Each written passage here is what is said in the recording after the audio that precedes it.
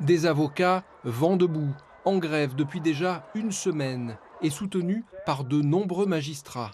Des syndicats qui s'insurgent contre le choix d'une justice au rabais, expéditive pour les auteurs et excluante pour les victimes.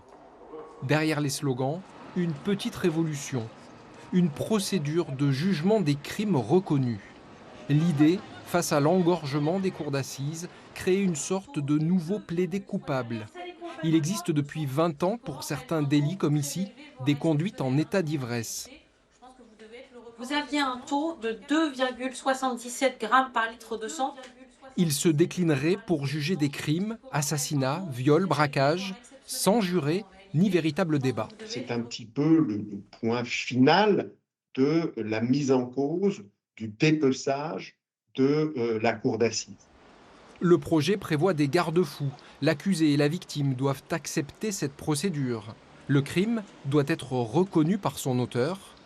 Pas si simple.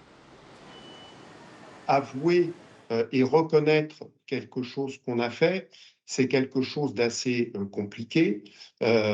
Préciser ce que l'on reconnaît, dans quelle mesure on le reconnaît, c'est quelque chose qui prête à discussion, à ambivalence. En contrepartie, la réforme promet aux coupables une décision potentiellement moins sévère. Aucune condamnation à perpétuité et une peine maximale ne pouvant dépasser les 2/3 de celle encourue aux assises. Une remise qui pose question.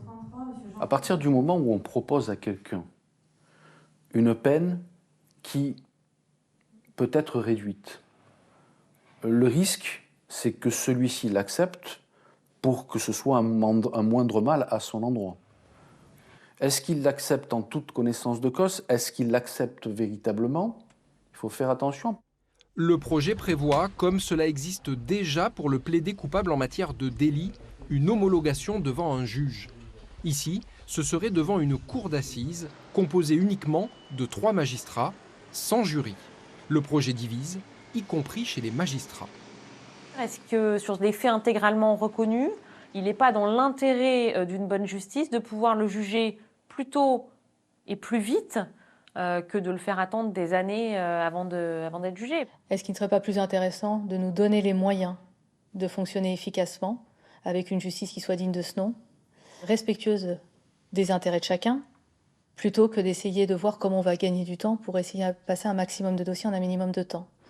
Après les cours d'assises spéciales sans juré en matière de terrorisme et de trafic de stupéfiants, puis les cours criminelles départementales pour les crimes passibles de 15 à 20 ans de prison, ce projet de loi instaurerait une 3e option pour juger les crimes sans le jury populaire. Déjà que la justice est méconnue, qu'elle communique très très mal. Si en plus on rompt ce lien entre le citoyen et la justice, c'est catastrophique. Entretenir ce mythe, parce que ça en est un pratiquement, de la participation du peuple à l'exercice de la justice, ça a une coloration finalement très, très démocratique. Et je crois qu'on a besoin de démocratie dans quelques domaines que ce soit, et également dans celui-là. Si elle est adoptée, cette nouvelle procédure de jugement des crimes reconnus pourrait concerner jusqu'à 15% des dossiers criminels.